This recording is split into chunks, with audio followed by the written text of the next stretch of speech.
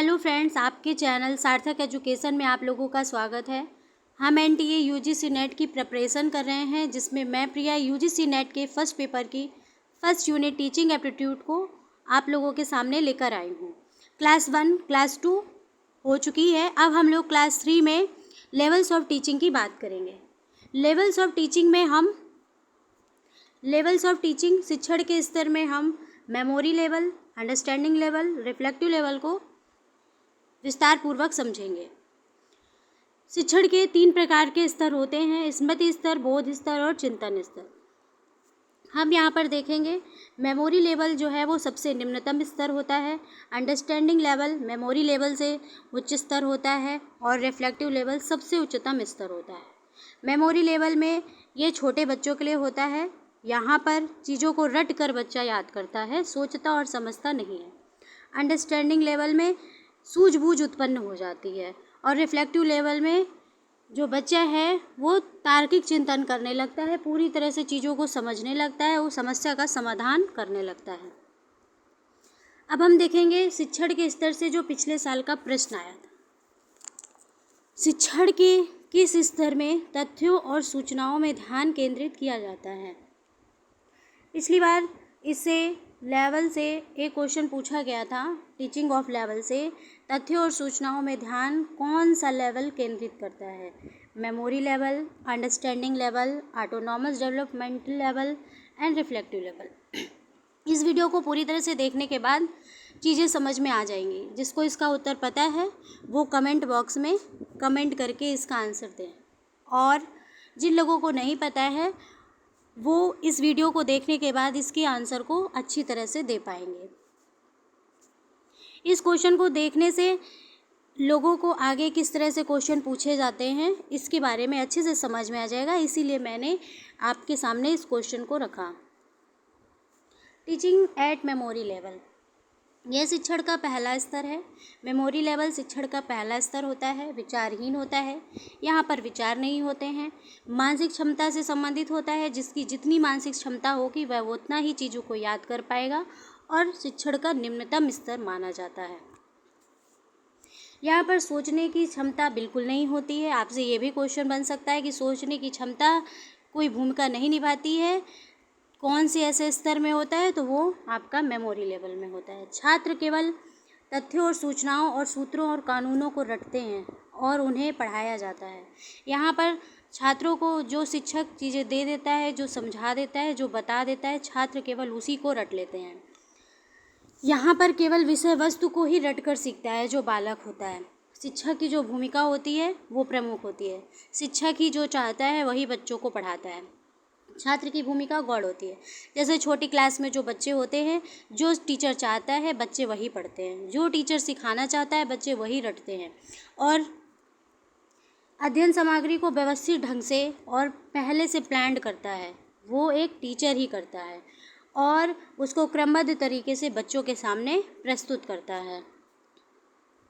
आपसे इससे भी प्रश्न बन सकता है कि अध्ययन सामग्री को व्यवस्थित, पूर्व नियोजित और शिक्षक अध्ययन सामग्री को क्रमबद्ध तरीके से किस में प्रस्तुत करते हैं, और जिसमें शिक्षक की जो भूमिका होती है वो प्रमुख होती है, तो आपका मेमोरी लेवल होता है। इसमें स्तर के शिक्षण के जो उद्देश्य हैं, इस प्रकार के शिक्षण का उद्देश्य केवल ज्ञान प्राप्ति होता है। बच्चों को केवल सूचना देना होता है और चीज़ों को याद कराने से मतलब होता है, और उसे वो चीज़ों को स्टोर कर लें। बच्चे को A to Z स्टोर हो जाना चाहिए, 1 to 100 स्टोर हो जाना चाहिए, टेबल स्टोर हो जानी चाहिए, बस चीज़ों को वो रट ले। इस लेवल पे ये चीज़ें होती हैं, और जब उससे पूछा जाए तो वह उन्हें उसी भाषा में तुरंत उसके सामने प्रस्तुत कर दे। जैसा शिक्षक ने रटाया, पढ़ाया, समझाया, बच्चा बस उसी को वैसे रट के और उसको टीचर के सामने प्रेजेंट कर दें।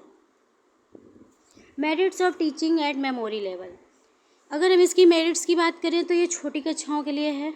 छोटे बच्चों के शिक्षण के लिए उपयोगी होता है, क्योंकि जो छोटे आयु के बालक होते हैं उन्हें चीज़ें रटा दी जाती हैं, क्योंकि उन्हें समझ में चीज़ें आती नहीं हैं। उनका चिंतन स्तर और उनकी जो सूझ है, अंडरस्टैंडिंग लेवल उनका डेवलप नहीं हुआ होता है। स्मृति स्तर, बोध स्तर और चिंतन स्तर के शिक्षण में काफ़ी सहायक सिद्ध होता है। स्मृति स्तर जो है ये आधार होता है चिंतन स्तर का और बोध स्तर का। ये इन लोगों की हेल्प करता है। चीज़ों को जब बच्चा रट लेता है तो आगे जाके वो बोध स्तर में उसको अप्लाई कर पाता है, चिंतन स्तर में उसको समझ पाता है। विद्यालय के पाठ में बहुत विषय वस्तु होती है, जहाँ विषय वस्तु स्मरण रखने के लिए यह स्तर उपयोगी होता है। कभी कभी ऐसी चीज़ें भी होती हैं जो हमें रटना ही पड़ता है, रटकर ही चीज़ों को हम समझते हैं। तो यहाँ पर वही कहा गया है कि विद्यालय में बहुत सी ऐसी चीज़ें होती हैं जिसे हमें केवल रटना पड़ता है और रटकर ही समझना पड़ता है। Demerits of teaching eight memory level. अगर इसकी डेमेरिट्स की बात करें तो स्मृति स्तर के शिक्षण द्वारा प्राप्त रटा ज्ञान, जो रटा ज्ञान होता है वो जीवन की वास्तविक परिस्थितियों में अन्य उपयोगी और निरर्थक है। रटा हुआ ज्ञान, वैसे भी कहा जाता है रटा हुआ ज्ञान क्या होता है, वास्तविक नहीं होता है, वास्तविक परिस्थिति में भी वो काम नहीं आता है। स्मृति स्तर का शिक्षण बहुत अधिक अध्यापक नियंत्रित और विषय केंद्रित होता है। यहाँ पर जो सारा कंट्रोल होता है अध्यापक ही करता है। एक टीचर ही निर्देश देता है, डायरेक्शन देता है बच्चों को, एक टीचर ही कंट्रोल करता है और टीचर ही जो है चीज़ों को बच्चों के सामने लाता है, कौन सा मटेरियल देना है, कौन सा कंटेंट बच्चों को पढ़ाना है, क्या चीज़ें बच्चों को समझानी है, सब कुछ टीचर की जिम्मेदारी होती है। इसीलिए यहाँ पर ये कहा गया है, यहाँ पर अध्यापक जो है प्रमुख होता है, बच्चों की कोई भूमिका नहीं होती है। और स्मृति स्तर के शिक्षण में अभिप्रेरणा का जो स्रोत होता है वो बाह होता है। बच्चे आंतरिक रूप से प्रेरित नहीं होते हैं सीखने के लिए, क्योंकि आंतरिक रूप से इसलिए प्रेरित नहीं होते हैं क्योंकि उन्हें कोई इच्छा या उत्साह, लगन उनके अंदर नहीं दिखाई देती है। वो किसी भय के कारण, या तो उन्हें डराकर हम स्कूल भेजते हैं और पढ़ने के लिए मजबूर करते हैं, या फिर लालच के वशीभूत कि तुम्हें ये होगा तो तुम्हें चॉकलेट मिलेगी, तो तुम्हें ये मिलेगा, तुम्हें वो मिलेगा, इसलिए वो चीज़ों को याद करते हैं और समझते हैं। तो इसीलिए यहाँ पर जो स्रोत होता है प्रेरणा का, मोटिवेशन जो है बाहरी चीज़ों से मिलता है। इस शिक्षण प्रक्रिया में संगठन और संचालन का जो पूरा दायित्व है वो अध्यापक पर होता है। टीचर ही एक ऑर्गेनाइज़र होता है, वही चीज़ों को संचालित करता है। सारा काम जो है मेमोरी लेवल पे टीचर बेस्ड होता है। टीचर ही सब कुछ सर्वे सर्वा होता है, टीचर ही सब कुछ करता है। टीचिंग एट अंडरस्टैंडिंग लेवल, बोध स्तर का शिक्षण। मॉरिस एल्बिगी ने अपने शिक्षकों के लिए अधिगम सिद्धांत में बोध स्तर के शिक्षण को वैसे शिक्षण की संज्ञा दी है जो विद्यार्थियों के सामान्यीकरण, अगर आपको ध्यान आ जाए कहीं आपको लेवल्स ऑफ टीचिंग पूछे और उसमें अगर आपको सामान्यीकरण शब्द दे दे तो आपको बिना सोचे समझे अंडरस्टैंडिंग लेवल लगा देना है। ये इसका एक कीवर्ड्स है।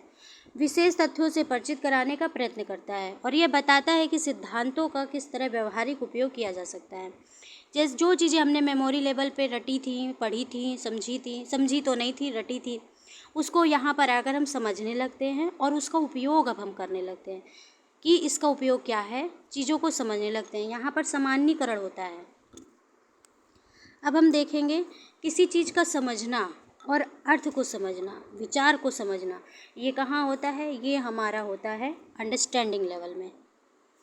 अंडरस्टैंडिंग लेवल में हम संबंधों को देखते हैं, किसके बीच क्या संबंध है, फैक्ट्स का उपयोग करते हैं, यहाँ उपयोग वर्ड ध्यान रखिएगा, फैक्ट्स का उपयोग करते हैं, तथ्यों का कुल उपयोग देखते हैं और इसमें जो है हम संबंधों को देखते हैं और समानता और असमानता के बीच क्या समानता है, फैक्ट्स के बीच क्या समानता है, क्या असमानता है, इसको देखते हैं। तो अगर आपको संबंध देखना मिल जाए, सामान्यीकृत शब्द मिल जाए, अंतर्दृष्टि शब्द मिल जाए और आपको समानता और असमानता शब्द मिल जाए, सामान्यीकरण शब्द मिल जाए, तो आप अंडरस्टैंडिंग लेवल लगा सकते हैं। मॉरिसन ने इस स्तर के शिक्षण को दिया था, मॉरिसन ने अंडरस्टैंडिंग लेवल को दिया था। समझ के स्तर पर शिक्षण स्मृति स्तर के शिक्षण की तुलना में उच्च गुणवत्ता वाला होता है। पहले ही बता चुके हैं कि जो है ये मेमोरी लेवल से उच्च होता है। बोध स्तर शिक्षण का उद्देश्य, इसका जो ज्ञानात्मक उद्देश्य है विषय संबंधी तत्व सूचनाओं के बारे में ज्ञान अर्जन। इसमें ज्ञान तो अर्जन करना है लेकिन साथ में इसके साथ बोधात्मक उद्देश्य भी जुड़ा हुआ है। चीज़ों को बोधात्मक उद्देश्य की निम्न रूप में प्राप्ति कैसे करते हैं, हम उसका अर्थ जानते हैं, तत्वों के जो संबंध है उसका अर्थ जानते हैं, तथ्यों के बीच समानता और असमानता की पहचान करते हैं। इसको ये गलत प्रिंट हो गया है, यहाँ पर अर्थ जानते हैं और उसके बीच समानता और असमानता की बात करते हैं। रिफ्लेक्टिव चिंतन को देखेंगे। चिंतनशील स्तर शिक्षक के साथ शिक्षार्थी की ओर से उच्चतम विचारशीलता का सूचक है। यहाँ पर जो विचारों की सत्ता होती है एकदम उच्च होती है। अब जो छात्र है वो बहुत तार्किक चिंतन करने लगता है, बहुत अच्छे से चीज़ों को समझने लगता है, हर चीज़ में कोई ना कोई कारण ढूंढने लगता है। यहाँ पर 2 चरण होते हैं, एक तो समस्या को उठाना, पहले किसी समस्या को टीचर देता है या समस्या को देकर ऐसा एनवायरनमेंट क्रिएट करता है जिसमें समस्या होती है और समस्या को बच्चे सुलझाते हैं, तो समस्या को सुलझाया जाता है। यहाँ पर जो एक टीचर होता है वो एक मार्गदर्शक होता है। टीचर की जो भूमिका होती है वो मार्गदर्शक की होती है।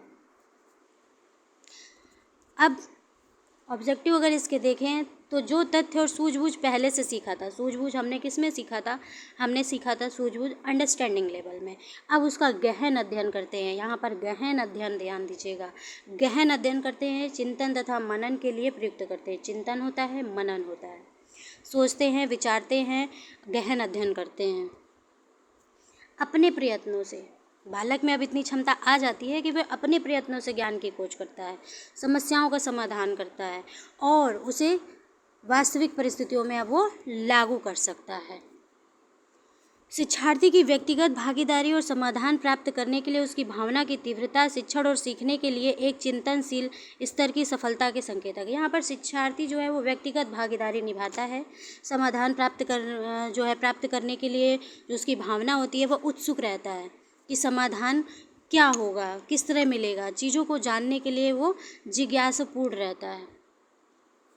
अब अगर हम देखेंगे चिंतन स्तर में एक शब्द आपको मिलता है यहाँ, गहन समीक्षा अगर मिल जाए, आपको मिल जाए चिंतन, मनन, अपने प्रयत्नों द्वारा ज्ञान की खोज करना, गहन अध्ययन करना, चिंतन, मनन करना, समीक्षा करना, ये सारी चीज़ें आपकी जो है रिफ्लेक्टिव लेवल में आएंगी।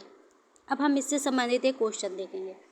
शिक्षण के किस स्तर पर निर्देश देने, निर्देशित करने, नियंत्रित करने, मूल्यांकन करने का अधिकार किसके पास होता है? सब कुछ जो है एक जो है कौन ऐसा स्तर है जिसमें निर्देशित करता है, नियंत्रित करता है, मूल्यांकन करता है, जहाँ बच्चे का कोई अपना दिमाग नहीं लगता, बच्चा कहीं सोचता समझता नहीं है, शिक्षक ही उसको निर्देशित करता है, शिक्षक ही उसको नियंत्रित करता है, शिक्षक ही उसका मूल्यांकन करता है, सारे अधिकार जो है शिक्षक के पास होते हैं। तो आपको बताना है कि वह कौन सा स्तर है। अगर आपको इसका उत्तर पता है तो कमेंट बॉक्स में ज़रूर कमेंट करें।